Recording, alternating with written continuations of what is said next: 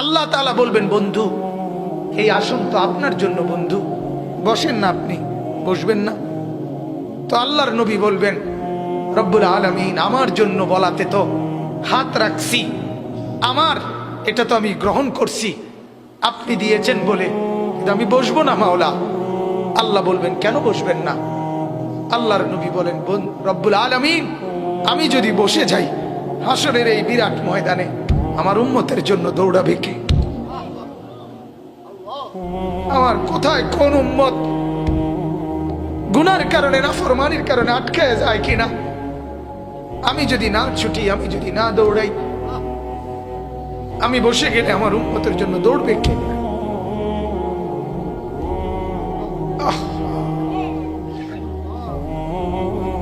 না বাপ,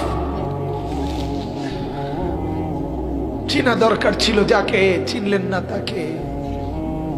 হায় যুবক, বন্ধুকে চিনলা না, দুশ্মনকেই বন্ধু বানাইলা, দুশ্মনকেই বন্ধু বানাইলা। আপন বন্ধু যিনি তাকে চিনলা না, দুশ্মনকেই গ্রহণ করলা। চেহারায়, সুরতে, চলনে বলনে, আচারে উচ্চারণে বেঈমান যেভাবে সাজায় দেয়, তুমি তাকেই গ্রহণ করলা যে তোমার বন্ধু। কি কথা একটা নবী কেমনে বললেন! আরে আরো শুনেন মিয়া, হাদিসে আছে আল্লাহ তাআলা জিবরাইল ফেরেশতাদেরকে পাঠাবেন, আমার বন্ধুকে কবর থেকে প্রথম হাসরের ময়দানের জন্য তোলো। তখন জিবরাইল আলাইহিস সালাম, মিকাইল, ইসরাফিল, আজরাইল, 4 ফেরেশতা মদিনার রওজায় নবীর কবরের সামনে আসবে। আর ফেরেশতারা একজন আরেকজনকে বলবে, তুমি ডাকো নবীকে।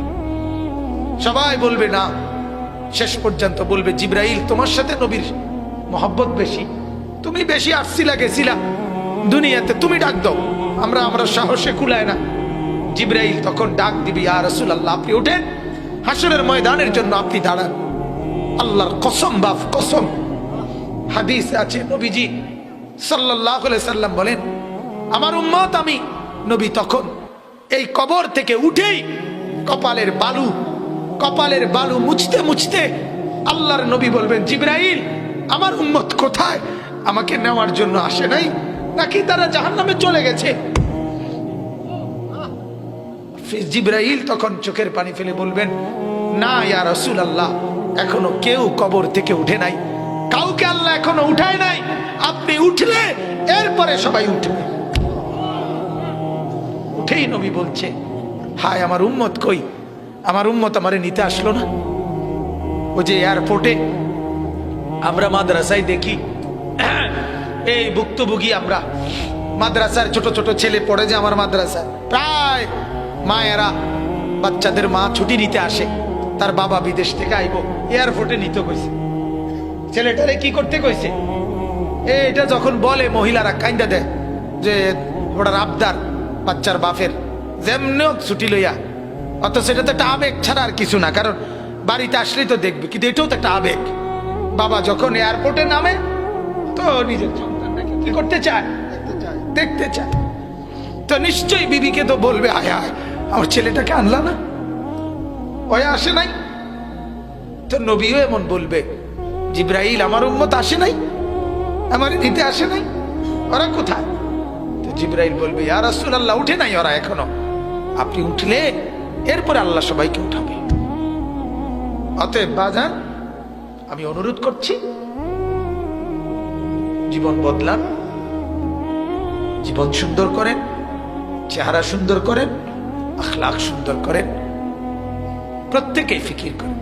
কষ্ট করে যারা বাবা বলছেন, জওয়ান ভাইয়া তোমাদেরকে আবারও বলি, বাজান তোমার জীবন তুমি সুন্দর করো, বন্ধু চেনো, বন্ধু চেনো, বন্ধু তোমার রাসূল, বন্ধু তোমার রাসূল, বন্ধু চেনো, সাহাবায়ে কেরাম বন্ধু, উলামায়ে কেরাম বন্ধু, আউলিয়ায়ে কেরাম বন্ধু, বন্ধু চেনো বাপ, দুশ্মনকে বন্ধু ভেবো না, বন্ধুকে ফেলে দিও না, ফেলে দিও না। আল্লাহ তাআলা আমাদেরকে বুঝার তৌফিক দান করুক। কোরআনুল কারীমের এই আয়াতে আল্লাহ তাআলা সূরা দুখানের এই আয়াতের মধ্যে আল্লাহ তাআলা বলছেন একটা কথা শুধু, এটা বলার জন্যই পড়ছিলাম, এটা বলেই শেষ করছি। ইন্না আনজালনাহু ফি লাইলাতিন মুবারাকা, এখানে একটা শব্দ আছে এই আয়াতে। আল্লাহ তাআলা বলছেন আমি কোরআন নাজিল করেছি বরকতময় রাতে। কি রাতে? এই কথাটা নিয়ে মুফাসসিরদের মধ্যে দুইটা মত। অধিকাংশ মুফাসসিরের মত হলো এই আয়াতে বরকতময় রাত বলতে শবে কদর, রমজানে যেটা, ওইটা বোঝানোর উদ্দেশ্য। এটা হলো অধিকাংশ মুফাসসিরদের কি মত। এটা ধরলে কোরআনে শবে বরাতের আলোচনা নাই, কথা বুঝছেন? কিন্তু একজন প্রসিদ্ধ মুফাসসির, যিনি আমগো আমলের না, আমগো আমলের তো সবাই প্রসিদ্ধ, আমাদের দেশে তো আলহামদুলিল্লাহ সবাই আন্তর্জাতিক খ্যাতি সম্পন্ন মুফাসসিরে কোরআন। বাই তো চেনে না, এলাকা তো চেনে না, এবারেও কি আন্তর্জাতিক খ্যাতি সম্পন্ন নর্মাল কোন মুফাসসির আল্লাহর শুকর আমরা দেশে নাই, অন্য দেশে থাকলে থাকতে পারে। এরপরে সবাই বিশিষ্ট ইসলামী চিন্তাবিদ, অল্প স্বল্প চিন্তা করি না লোক নাই একবারে, সামান্য চিন্তা সমক, সবাই বড় বড় চিন্তাবিদ, সব এক একজন বৈরবের ফুল, যমুনার ব্রিজ, একবারে সালের বস্তা, আটার বস্তা, এক একজন।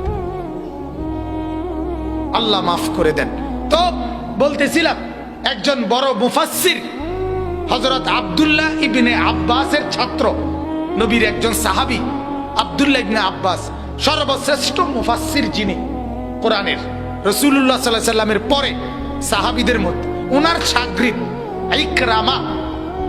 ইকরামা রাহমাতুল্লাহি আলাইহি, এই উনি বলছেন যে এই আয়াতে বরকতময় রাত বলতে আল্লাহ তাআলা শবে বরাতকে বুঝিয়েছেন। কথা বুঝছেননি?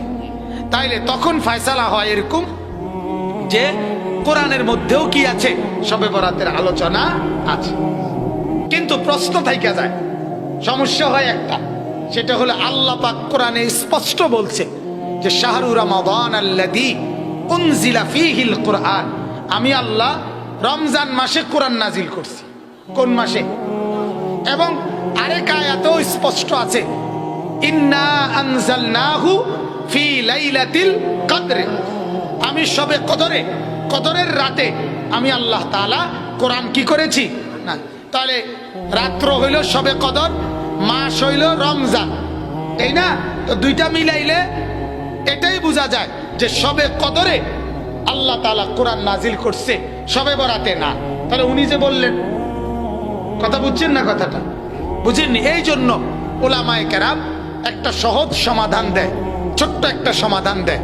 সমাধানটা কয় যে এরকম হইতে পারে, শবে বরাতে হাদিসে আছে আল্লাহ তাআলা আগামী 1 বছরে আল্লাহর এই সৃষ্টি জগতে কি কি হবে না হবে এটার ফয়সালা 1 বছরের আল্লাহ তাআলা এগুলো জানায় আল্লাহর ফেরেশতাদের কাছে, ওই আলোকে ওনারা কাজ বন্টন করে নেয়।